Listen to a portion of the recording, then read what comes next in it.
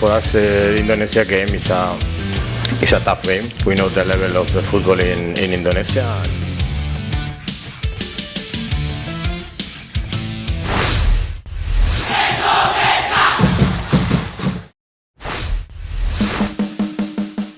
Tak mampu tampil dengan intensitas tinggi, pelatih Brunei akui kedalaman timnas Indonesia.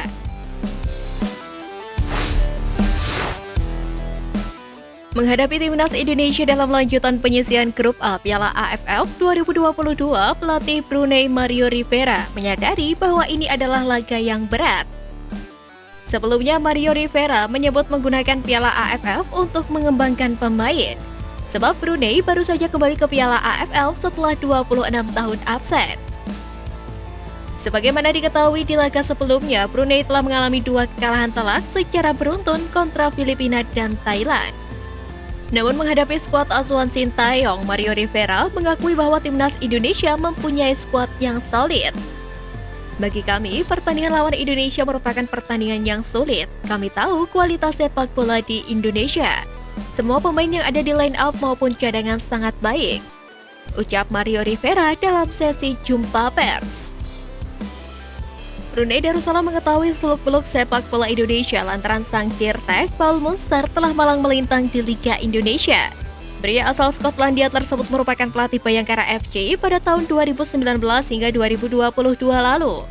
Bahkan Munster sempat membawa Bayangkara FC bersaing di papan atas Liga 1. Di skuad asuhan Sintayong, pada saat ini pun ada 2 sosok yang sangat dikenal Munster.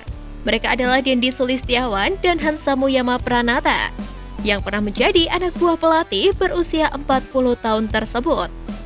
Meski begitu, hasil menghadapi timnas Indonesia tetap membuat Mario Rivera bangga dengan timnas Brunei Darussalam. Saya bangga dengan pemain kami, tetapi supporter harus realistis. Pemain kami belum sanggup tampil 90 menit dalam intensitas tinggi, pungkas Mario Rivera.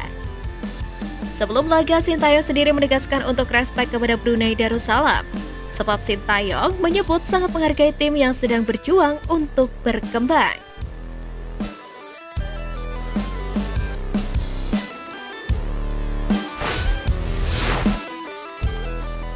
Alasan timnas Indonesia bisa tampil superior kontra Brunei Darussalam. Pertama, Indonesia lebih bugar dibanding Brunei. Timnas Indonesia punya keunggulan dari sisi kebugaran tubuh dibandingkan Brunei Darussalam. Bagi skuad arahan Sintayong, laga saat melawan Brunei adalah duel kedua Piala AFF 2022. Sedangkan bagi Brunei, pertarungan lawan Indonesia merupakan pertempuran ketiga mereka di Piala AFF 2022.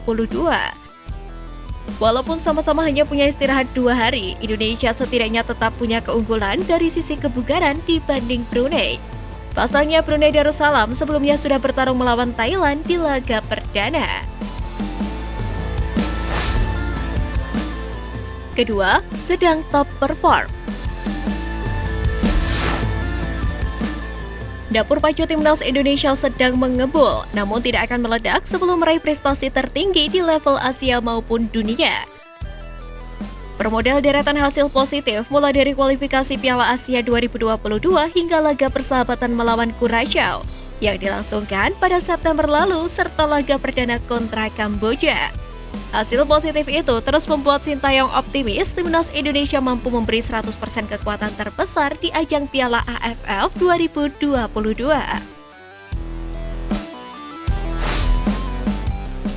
Ketiga, memiliki skuad terbaik.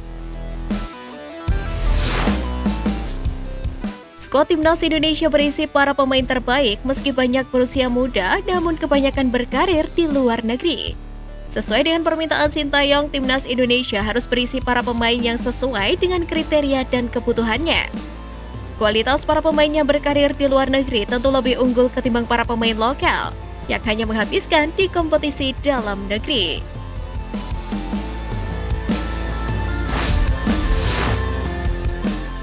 Charter pesawat selama Piala AFF 2022 untungkan timnas Indonesia. Timnas Indonesia menggunakan pesawat charter atau sewaan selama gelaran Piala AFF 2022. Keputusan menggunakan pesawat sewaan ini jelas bukan tanpa perhitungan. Efisiensi waktu jadi salah satu alasan utamanya. Seperti diketahui, Piala AFF 2022 yang berlangsung dari tanggal 20 Desember 2022 hingga 16 Januari 2023 mendatang itu menerapkan sistem home and away. Artinya perlu mobilisasi memadai dari pertandingan satu ke pertandingan berikutnya. Penggunaan pesawat charter itu pun sudah digunakan pertama kali dalam perjalanan menuju Malaysia untuk melakoni laga melawan Brunei Darussalam. Menurut Ketua Umum PSSI Muhammad Iriawan, dengan menggunakan pesawat charter, skuad Garuda bisa lebih tenang dalam beristirahat. Bukan hanya pesawat, pihak federasi dikabarkan juga menyiapkan hotel berkualitas di setiap tempat timnas Indonesia bermain. Ini demi skuad asuhan Sintayong memanfaatkan waktu istirahat dengan berkualitas. Ketatnya jadwal pertandingan karena hanya 2 hari istirahat. Kemudian untuk memudahkan mereka berkumpul dalam bersama-sama dalam satu pesawat. Kemudian pulangnya nanti juga bisa jam berapa saja.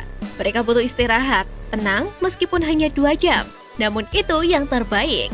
Saya berikan yang terbaik buat mereka, mulai dari hotel yang terbaik pula. Intinya kami federasi juga ingin mereka memberikan yang terbaik untuk Indonesia. Tegas Iwan Bule. Seperti diketahui sebelum laga kontra Brunei, Indonesia sudah melawan Kamboja di Stadion Utama Gelora Bung Karno, Senayan, Jakarta pada 23 Desember kemarin. Artinya hanya berjarak 2 hari sebelum laga hari ini. Selanjutnya dengan jarak waktu yang sama, mereka kembali ke Indonesia untuk menghadapi Thailand pada 29 Desember. Kemudian 3 hari berikutnya mereka bertolak lagi untuk melawan Filipina di Rizal Memorial Stadium pada 2 Januari.